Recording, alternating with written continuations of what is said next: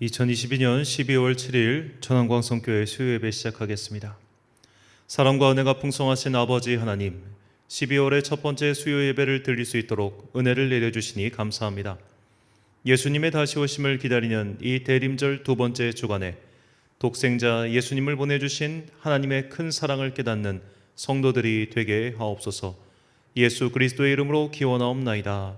아멘. 찬송가 261장 찬양하겠습니다.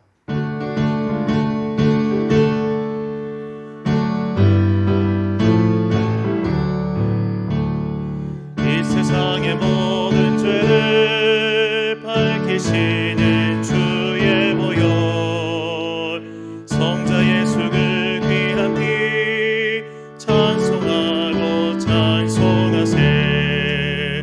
주님 앞을 멀리 떠나 길을 잃고 헤맬 때에 나의 뒤를 따라오사 친히 구원하셨도다. 흰 눈보다 더 흰 눈보다 더 주의 흘리신 보혈로 이게 씻어주옵소서.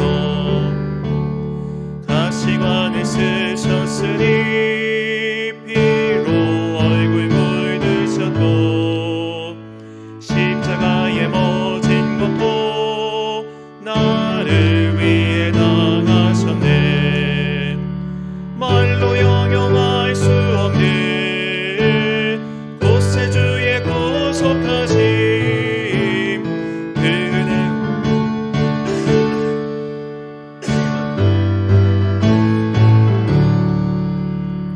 흰 눈보다 더 흰 눈보다 더 주의 흘리신 보혈로 이게 씻어주옵소서.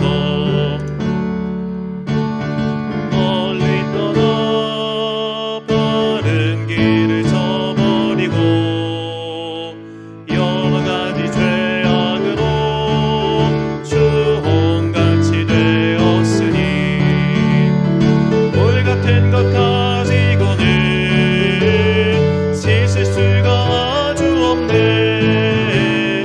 주여 귀한 몸의 피로 날 정결케 하옵소서. 흰 눈보다 더 흰 눈보다 더 주의 흘리신 보혈로 이게 씻어주옵소서.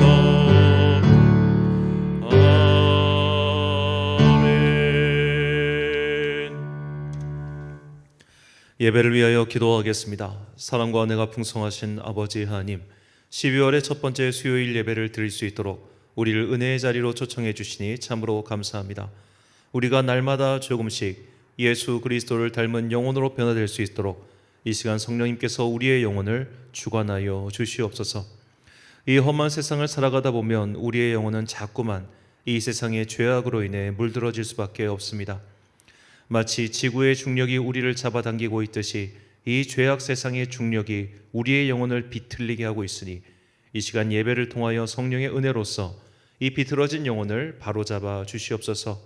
내 안에 있는 분노와 슬픔과 고통과 그리고 어찌할 수 없는 이 마음들을 주님께서 바로잡아 주시고 그리하여 하나님 앞에서 조금이라도 바로설 수 있는 영혼으로 우리를 인도하여 주옵소서. 우리 교회가 준비하고 있는 여러 가지 연말 행사와 또한 내년에 시작할 청소년 비전 캠프 위에 주님께서 은혜를 베풀어 주옵소서. 우리가 감당하기에 참으로 힘들고 어려울 때가 많사오니 그때마다 우리에게 바른 길을 비춰주사 주님을 위하여 주님의 나라를 위하여 그 바른 길을 찾고 그 길을 걸어갈 수 있는 당신의 자녀들 되게 하여 주옵소서. 이 시간 우리에게 성령의 지혜를 내려주시길 간절히 소망합니다. 성경 말씀을 그 하나님께서 우리에게 이미 계시해 주신 그 말씀을 바르게 이해하고 그 이해한 바를 실천하며 살아갈 수 있도록 우리에게 말씀을 깨닫는 은혜와 지혜를 내려 주옵소서. 이제 주님의 말씀을 듣습니다. 이 말씀이 우리의 삶을 인도하는 진리의 지도가 되길 소망하오며 예수 그리스도의 이름으로 기도드립니다. 아멘.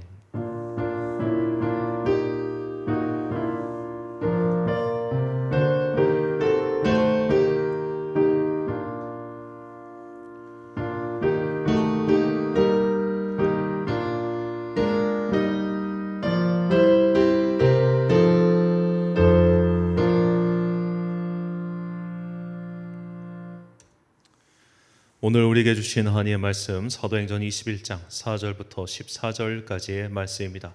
사도행전 21장 4절부터 14절까지의 말씀. 이제 봉독하겠습니다. 하나님의 말씀 경청하십시오. 제자들을 찾아 거기서 이레를 머물더니 그 제자들이 성령의 감동으로 바울더러 예루살렘에 들어가지 말라 하더라. 이 여러 날을 지낸 후 우리가 떠나갈새 그들이 다 그 처자와 함께 성문 밭까지 전송하거늘 우리가 바닷가에서 무릎을 꿇어 기도하고 서로 작별한 후 우리는 배에 오르고 그들은 집으로 돌아가니라. 두로를 떠나 항해를 다 마치고 돌레마이에 이르러 형제들에게 안부를 묻고 그들과 함께 하루를 있다가 이튿날 떠나 가이사랴에 이르러 7 집사 중 하나인 전도자 빌립의 집에 들어가서 머무르니라.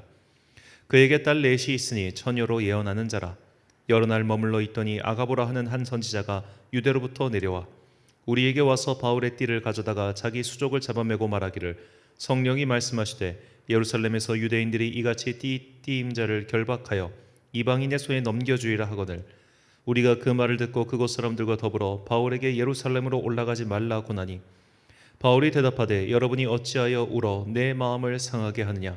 나는 주 예수의 이름을 위하여 결박당할 뿐 아니라 예루살렘에서 죽을 것도 각오하였노라 하니 그가 고난을 받지 아니하므로 우리가 주의 뜻대로 이루어지리이다 하고 그쳤노라. 아멘.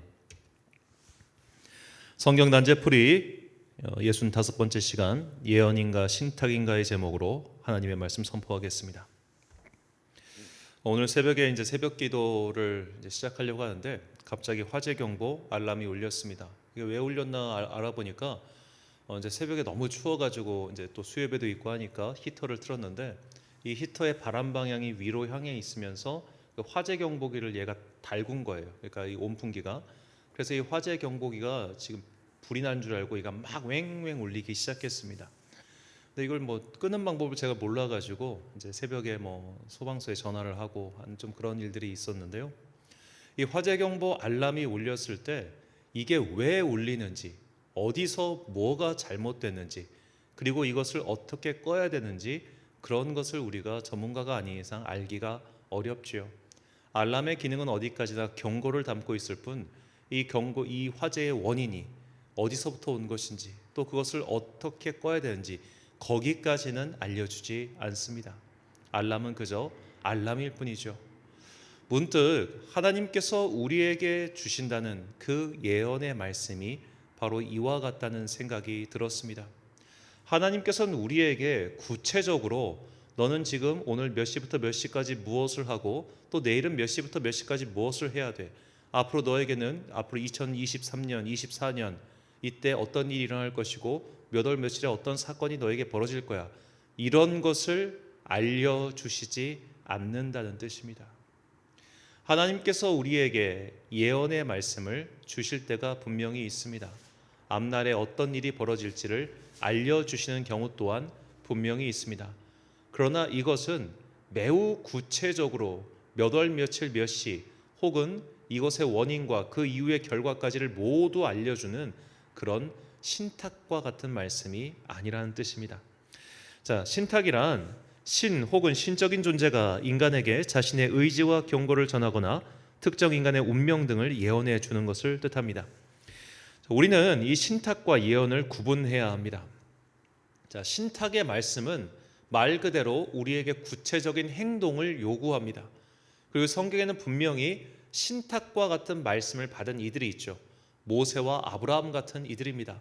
가라, 해라, 이것을 해라. 이런 게 신탁이라는 거예요. 즉 우리가 이제 뭐 그리스 신화나 그런 영웅들이 받는 신탁을 보면은 너는 이걸 해야 돼. 너는 어디로 가. 이런 식으로 굉장히 구체적인 명령서와 같이 내려오죠.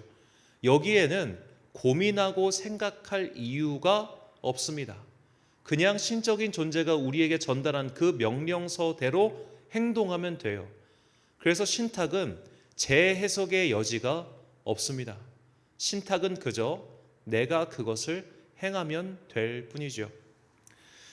자, 그런데 오늘 본문에서 우리가 살펴볼 예언은 이런 신탁이 아니라는 것입니다. 하나님께서는 오늘 우리에게 예언의 말씀으로 너는 이것을 해야 돼, 혹은 너는 앞으로 이런 일이 벌어질 테니까 이런 것들을 준비해야 돼, 그런 것을 하지 않는다는 뜻입니다.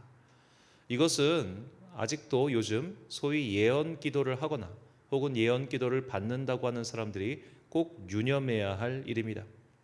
어떤 분들은 마치 신탁을 받듯이 예언 기도를 받으려 다니는 분들이 있습니다.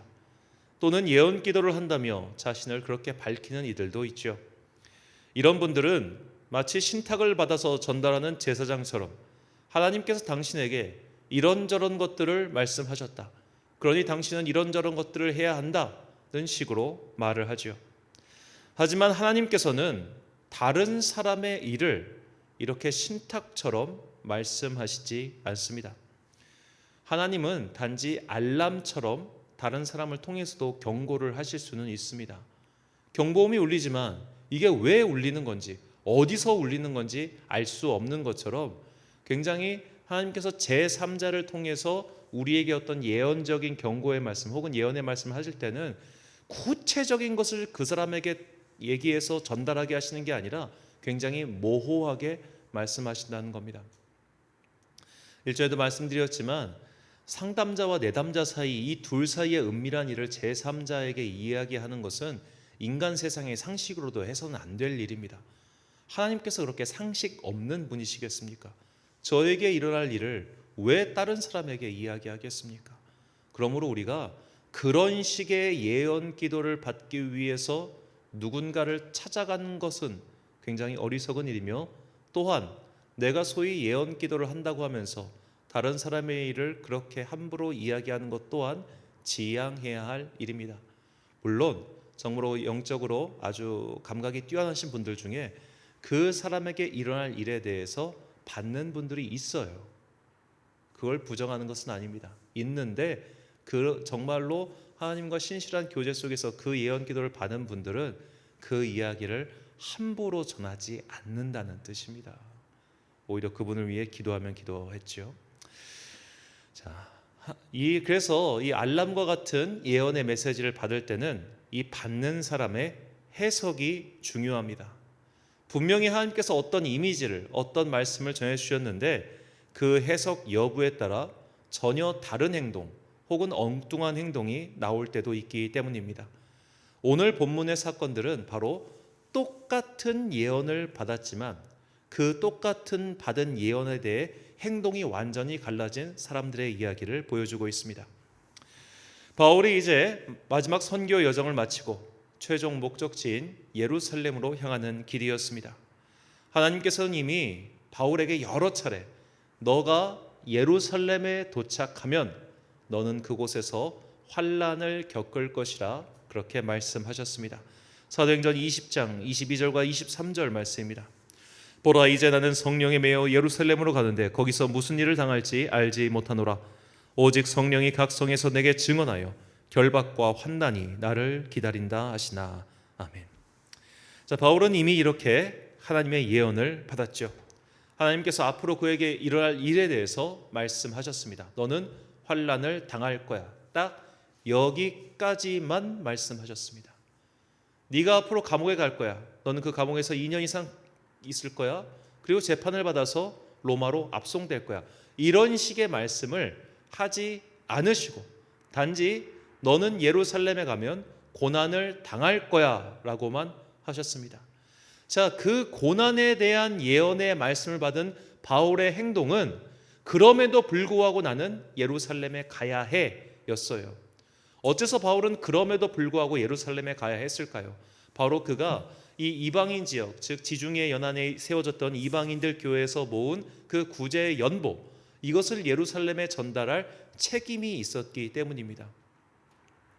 바울이 이 이방인 교회의 연보를 예루살렘 교회에 전달하는 것은 이 이방인 교회들이 유대인 교회인 너희들을 도와준다는 어떻게 보면 그 사회복지적인 의미도 있었지만 더 중요한 것은 이 유대인 교회, 즉 예루살렘 공동체에게 이런 이방인들의 교회가 신실하게 바로 서가고 있다는 것을 증거하기 위함이었어요. 이것이 더 중요했습니다. 그러니까 일종의 공인 절차를 밟는 것이다, 그렇게 생각하시면 됩니다. 이 중요한 일은 다른 사람에게 맡길 수가 없었습니다. 왜냐하면 바울은 이 이방인 교회와 또 예루살렘 교회의 가교 역할을 하는 사람이었기 때문이죠. 이쪽에서도 신뢰를 받아야 되고 또 이쪽에서도 신뢰를 받아야 되는 그런 일이 있었기 때문에 비록 예루살렘에서 환란이 기다린다 할지라도 나는 이 귀한, 너무나 귀한 이 사명을 위해서 반드시 가야만 해.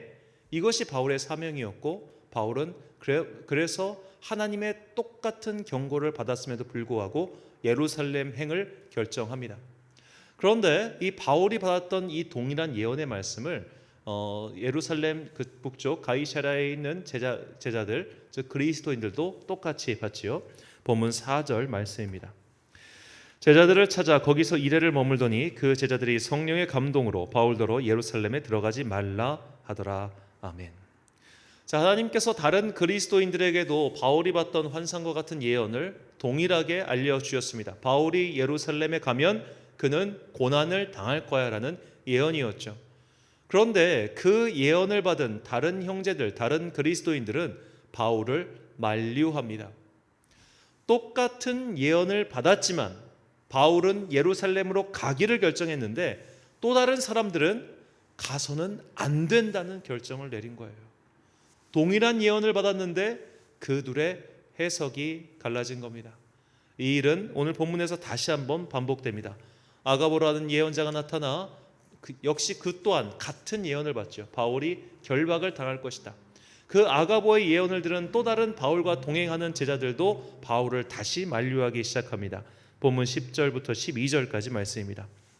여러 날 머물러 있더니 아가보라 하는 한 선지자가 유대로부터 내려와 우리에게 와서 바울의 띠를 가져다가 자기 수족을 잡아매고 말하기를 성령이 말씀하시되 예루살렘에서 유대인들이 이같이 이 띠 임자를 결박하여 이방인의 손에 넘겨주리라 하거늘 우리가 그 말을 듣고 그곳 사람들과 더불어 바울에게 예루살렘으로 올라가지 말라 고나니.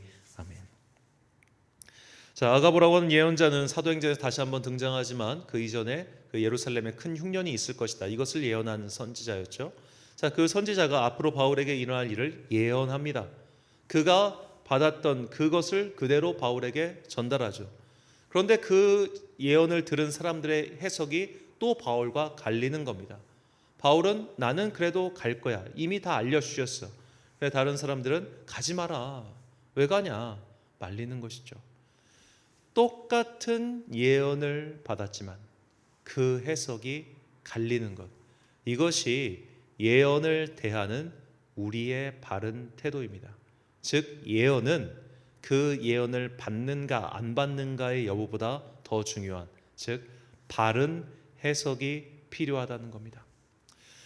바울은 이후에 자신에게 일어날 일을 몰랐습니다. 다만 하나님께서는 네가 이런 환난을 겪음에도 불구하고 오히려 그 환난을 통하여 앞으로 너의 일이 더 수월하게 진행될 것까지는 그에게 말씀하지 않으셨어요.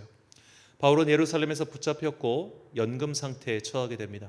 그리고 그 연금 상태에 있는 동안 유대인 암살자들이 바울을 죽이지 않으면 먹지도 마시지 않겠다고 결기를 표하죠. 그래서 바울은 재판이 진행되면서 그의 재판을 로마에 있는 황제에게 상소를 합니다.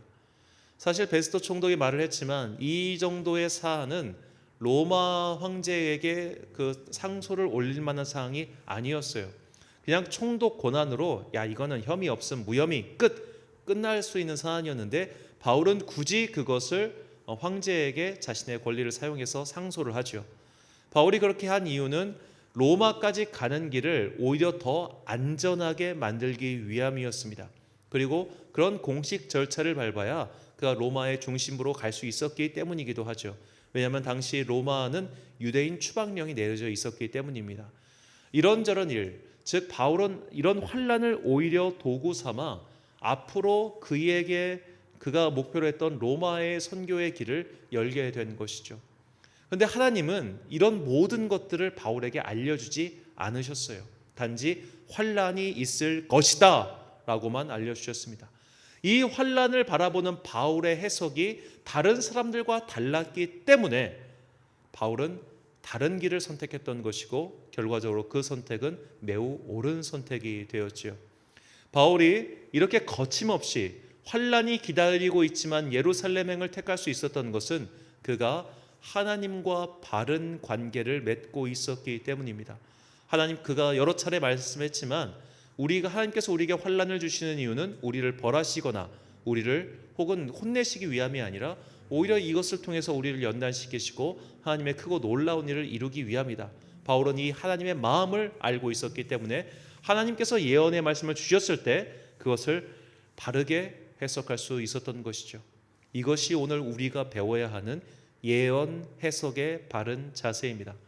바울은 이 예언의 해석에 대해서 다음과 같이 성도들에게 권면합니다. 로마서 12장 6절 말씀입니다. 우리에게 주신 은혜대로 받은 은사가 각각 다르니 곧 예언이면 믿음의 분수대로. 제가 12절이라 잘못 표기했는데 6절입니다. 자, 바울은 예언은 믿음의 분수대로 해석하라고 합니다. 이 분수라고 번역한 헬라어 아나로기아는 조화, 균형, 바른 관계라는 뜻으로 신약 성경에서 본문에서만 사용된 단어지요.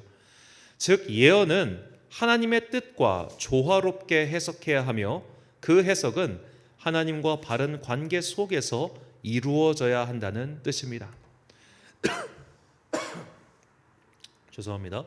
자, 우리에게 예언이란 신탁이나 혹은 신의 말을 받아서 전달하는 무속인의 행위와 같은 것과는 완전히 다른 것이죠. 그런 신탁과 같은 예언은 오지도 않고 또 맞지도 않습니다. 설령 온다고 하더라도 그것은 나에게 대한 것일 뿐 결코 다른 사람에 대한 것일 수는 없을 겁니다. 우리는 결코 다른 사람을 100% 알 수 없습니다. 아무리 신실한 사람이라고 해도 하나님과의 관계 또한 그분을 100% 이해하는 것은 불가능합니다. 하나님은 하나님이시고 우리는 인간이기 때문이죠. 그래서 하나님께서는 우리가 이해할 수 있는 수준에서 이해할 수 있는 형상으로 그 단계를 낮춰서 말씀하실 뿐입니다.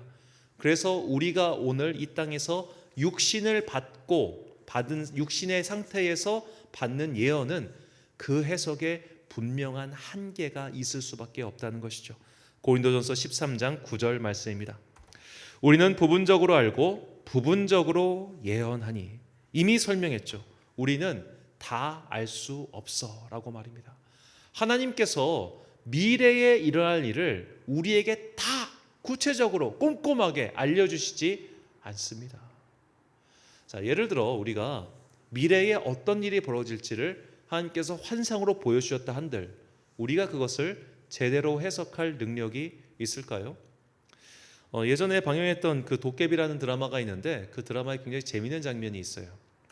이 주인공인 도깨비에게는 이 미래를 보는 능력이 있었는데 그가 조선시대에 살았을 때 먼 미래에 이 스마트폰이라고 하는 물건이 등장하는 것을 그가 보게 됩니다. 그리고 사람들에게 설명해요. 이 스마트폰이라는 것이 스마트폰이라는 이름도 없고 먼 미래의 사람들은 이런 막대기 같은 것을 들고 다니는데 이 막대기를 가지고 이렇게 하니까 저렇게 되고 막 이런 식으로 설명을 합니다. 그 당시 사람들, 조선시대 사람들이 그 설명을 알아들었을까요? 설명하는 본인도 그게 뭔지 몰라요. 우리가 미래의 일을 주님께 받는다고 하는 것은 이런 식일 겁니다. 하나님께서 그런 것을 우리에게 보여주시지도 않지만 보여주신다 한들 우리는 다 이해할 수 없을 거예요. 예루살렘에서 환란이 기다린다는 예언을 모두가 동일치에 받았지만 그 해석이 갈린 이유가 뭐겠습니까? 이해할 수 없기 때문입니다. 왜 환란을 당해야 돼? 왜 환란을 당하는데도 굳이 가야 돼? 그건 갈 필요 없는 거 아니야? 그러나 바울은 하나님의 숨겨진 뜻이 무언가 있을 것이라는 그 믿음이 있었던 것이죠. 내가 이렇게 환난을 당하게 되면 앞으로 감옥에 갇힐 것이고 감옥에 갇히게 되면 로마의 병사를 이용해서 로마로 가야지, 이런 구체적인 계획을 세우고 그가 의도적으로 잡힌 것이 아니라 비록 환난이 있다 할지라도 하나님께서 이것을 나에게 아무 의미 없이 허락하실 이유가 없어. 그렇다면 분명히 여기에는 숨겨져 있는 하나님의 뜻이 있을 거야. 그 하나님의 마음을 알았기 때문에 바울은 동일한 환난이라는 예언을 받고도 남들과 다른 선택을 할 수 있었던 것입니다. 그래서 우리가 올바른 해석을 위해서는 분수에 맞게, 즉 하나님과 바른 관계를 정립한 후에 그 말씀을 받고 또 해석해야 합니다. 그래서 예언은 믿지 않는 사람들을 위한 은사가 아니라 믿는 사람들을 위한 은사라고 사도 바울은 분명히 말씀합니다. 고린도전서 14장 22절 말씀입니다. 그러므로 방언은 믿는 자들을 위하지 아니하고 믿지 아니하는 자들을 위하는 표적이나 예언은 믿지 아니하는 자들을 위하지 않고 믿는 자들을 위함이니라. 아멘. 자, 오늘 본문의 사건처럼 이 하나님과 관계가 회복되었고 또 교제가 원활했던 사람들도 동일한 예언을 듣고 엉뚱한 해석을 내리기도 했는데, 하물며 관계가 없거나 혹은 관계가 제대로 되지 않은 사람들이 하나님께 예언의 말씀을 들은 듯 그것을 어떻게 해석하겠습니까?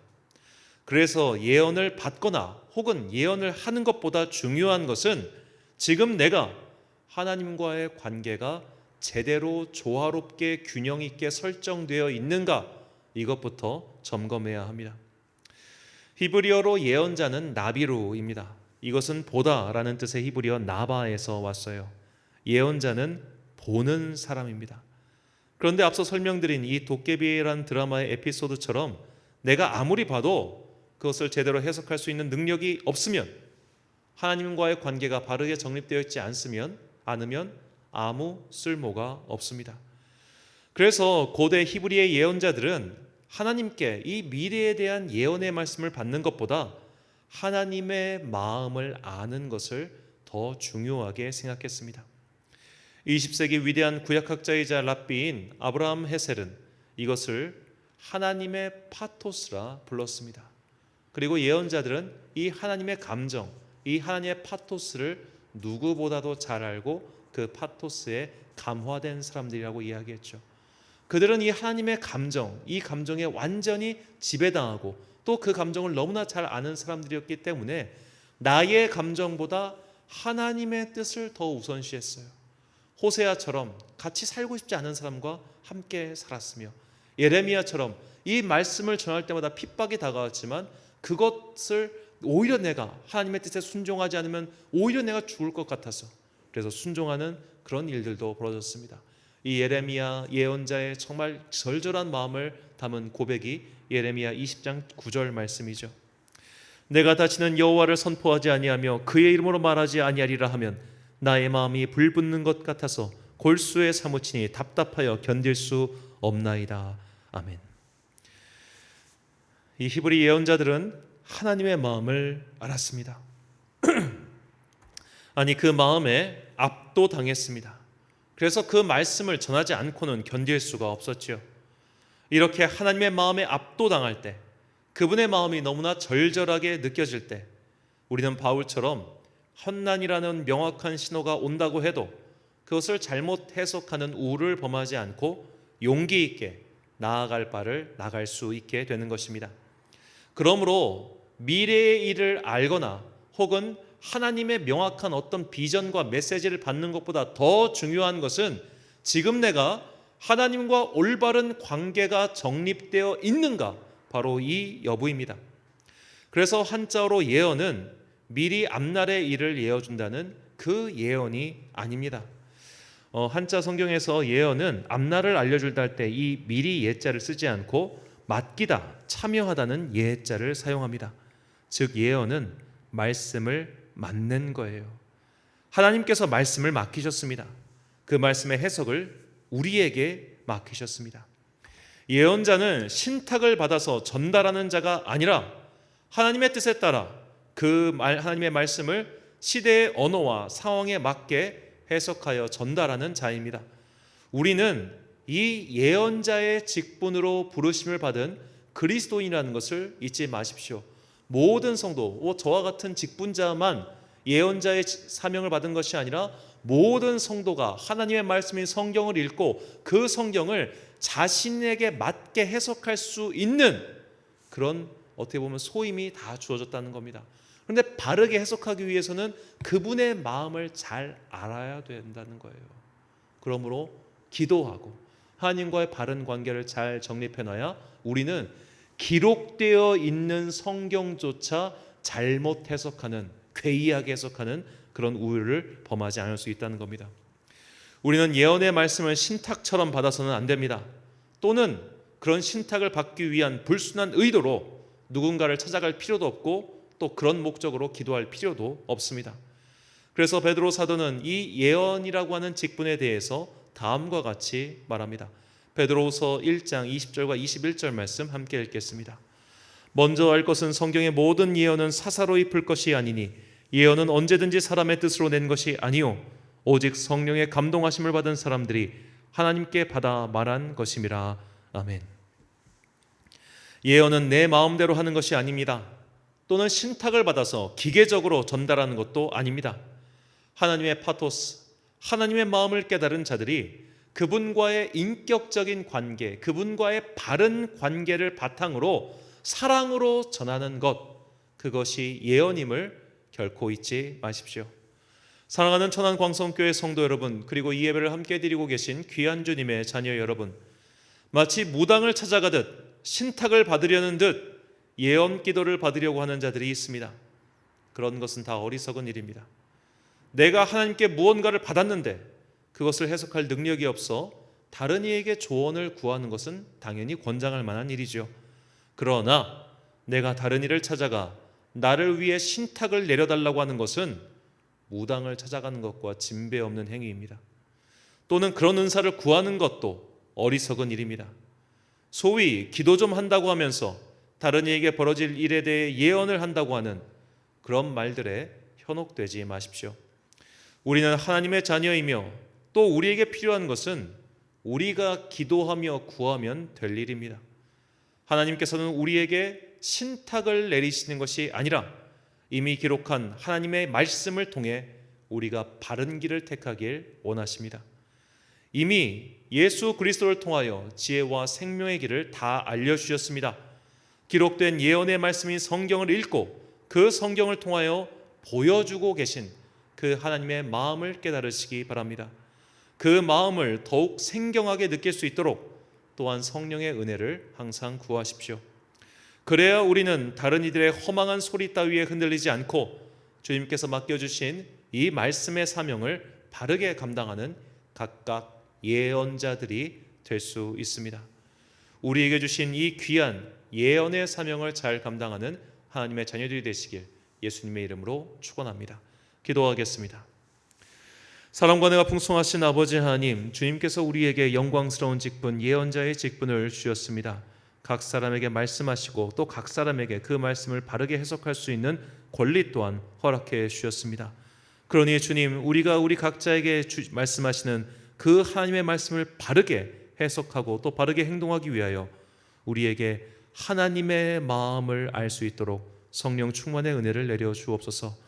우리가 하나님의 마음을 제대로 알지 못하면 우리는 예언을 듣고도 그 예언을 바르게 해석하지 못하여 엉뚱한 길로 갈 수 있음을 또한 가르쳐 주시니 감사합니다. 이 말씀 주셨으니 항상 기도하며 하나님과의 바른 관계를 정립해 나아가서 주님께서 원하시는 그 길, 우리가 가기를 바라시는 그 바른 길을 항상 지혜롭게 택하여 가는 주의 자녀들 되게 하여 주옵소서. 이 모든 말씀 우리에게 길과 진리 생명의 길을 보여주신 예수 그리스도의 이름으로 기도드립니다. 아멘. 찬송가 384장 찬양하겠습니다.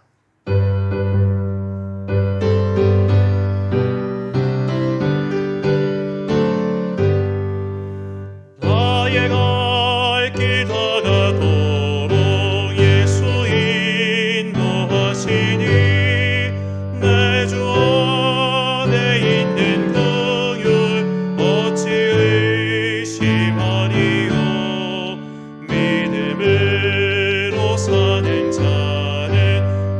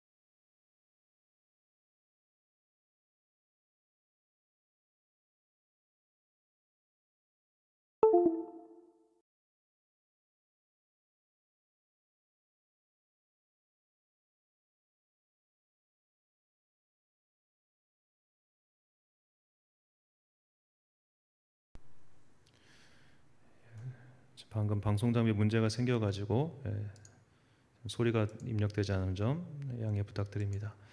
주기도문 하심으로 수요일 예배 마치겠습니다. 하늘에 계신 우리 아버지, 아버지의 이름을 거룩하게 하시며 아버지의 나라가 오게 하시며 아버지의 뜻이 하늘에서와 같이 땅에서도 이루어지게 하소서. 오늘 우리에게 일용할 양식을 주시고 우리가 우리에게 잘못한 사람을 용서하여 준 것 같이 우리 죄를 용서하여 주시고 우리를 시험에 빠지지 않게 하시고 악에서 구하소서. 나라와 권능과 영광이 영원히 아버지의 것입니다. 아멘.